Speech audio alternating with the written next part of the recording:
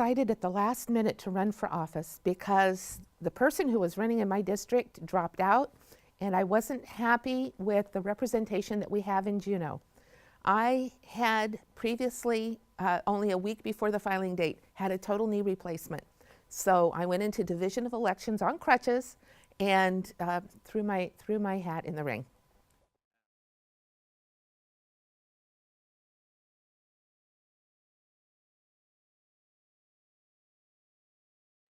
I believe that the permanent fund belongs to the people of Alaska. It's an extension of our resources, and we are obligated to be good stewards of the resources. However, it's not a fund to be dipped into whenever we run short. We need to be fiscally responsible, and I think the permanent fund should be protected by as an amendment to this Constitution.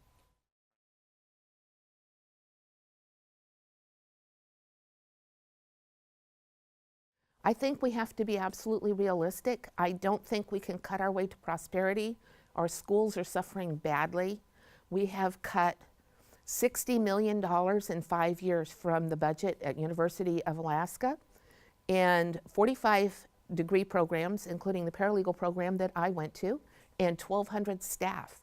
And then people are surprised because the revenue is down. This is an investment that we have to make. So we cannot give our money to the oil companies at the expense of education, and I think we have to be realistic and look at a state tax.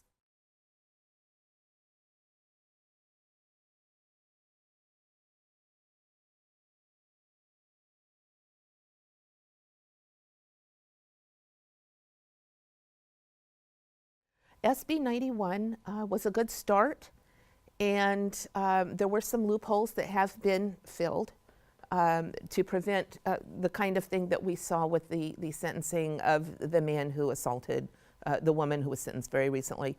I believe that we need to invest in the troopers. We have 40 positions that are open right now that are not filled. That would go a long way. We need drug interdiction at the airport. I think very strongly we need to support the recovery community and make beds available.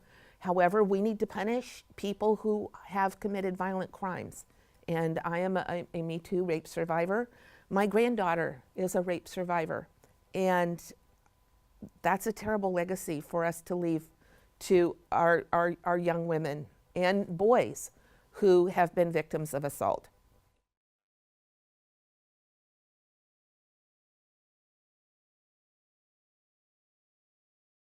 I think we ought to be funding recovery beds.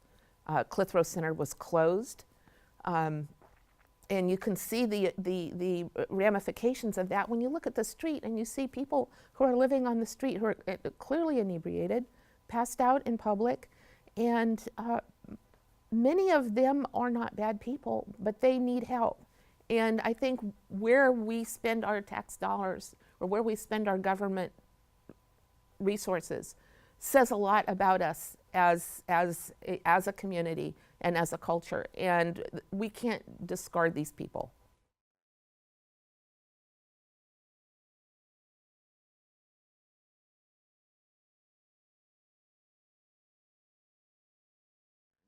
I hear education.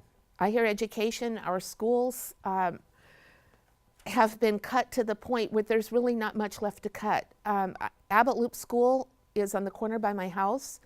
I stood in solidarity with the teachers on the opening day when school started because they're still working without a contract. Abbott Loop School is one of the schools that needs reconstruction very badly. If it were not for the outdoor doors in the facility, it would not be up to fire code, and that's shameful.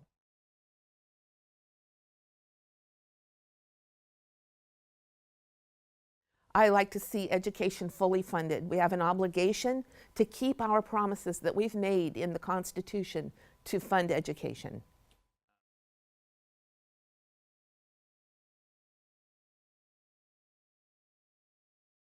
I do support that. I think that fishing and the habitat are very important to Alaskans and part of the reason many people live here.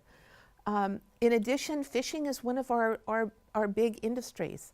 And we can't take a chance on the environment being polluted and not have anyone be accountable for that.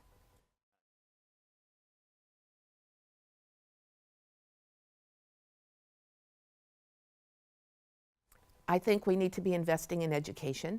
We need to be investing in the university system, and we need to diversify and reduce our dependence on oil. There are huge possibilities out there for wind and solar and health education for an aging population, so that we have the therapists and the nurses and the staff that'll be needed to take care of elders.